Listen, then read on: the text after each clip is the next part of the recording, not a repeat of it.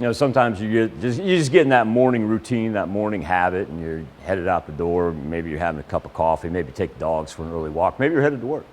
And just out of habit, you grab a sweatshirt, grab a coat, something like that, and you walk outside today and you go, my goodness, I am not going to need that this morning.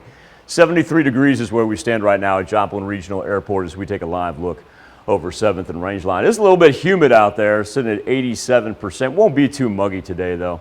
It'll actually be just delightful with that wind. That wind will play a factor now, coming in already from the south-southeast at 13 miles per hour. No wind advisories, but we are going to be up around 15 to 20 miles per hour from the south all day long. Clean Skywatch storm tracker, not only here for the 4 states, pretty much the entire Midwest. We see some light cloud cover that stretches just from our eastern counties of southwest Missouri, makes it over the Mississippi, but no precipitation to speak of. Everybody throughout the entire Midwest a chance to calm down after that record-setting rainfall that we had last week. Now, with that being said, we still do have some warnings out. Those are going to be flood warnings. We'll start with these for the Osage, Little Osage, Marmaton, everything up around Vernon County, lasting until Tuesday morning. And then down to the south, we've got the Neosho River, that one lasting until Tuesday morning as well. Residual flooding still in effect.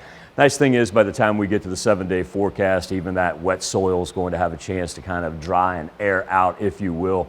The wind warnings, like I said, we don't have one. The wind warning staying out to the west of us and up to the north. But then you see, we know all too well what that green is, and you can just tell little green dots indicating those flood warnings stretching really from East Texas up through us, making their way right along the Mississippi and tracking as far east right now. You have one right there lasting in New York State from all the rain, and that same system that we had. They got locked in the same one.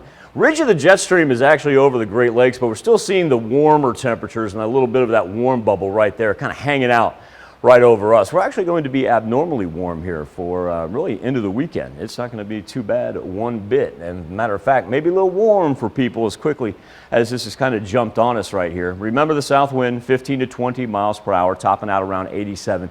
Won't have a really big difference between the temperatures and what it actually feels like. So not one of those where it's going to feel like 94, 95. That's not going to be the case.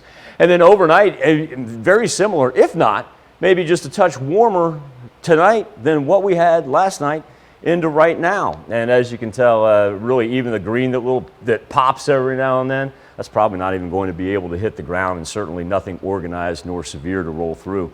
As far as the severe weather for our week, it's really going to be in the upper plains. They're going to have to bear the brunt. They managed to kind of scrape out just fine last week.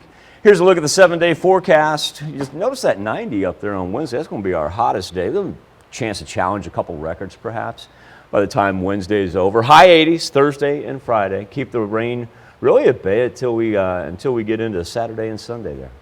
Time now for our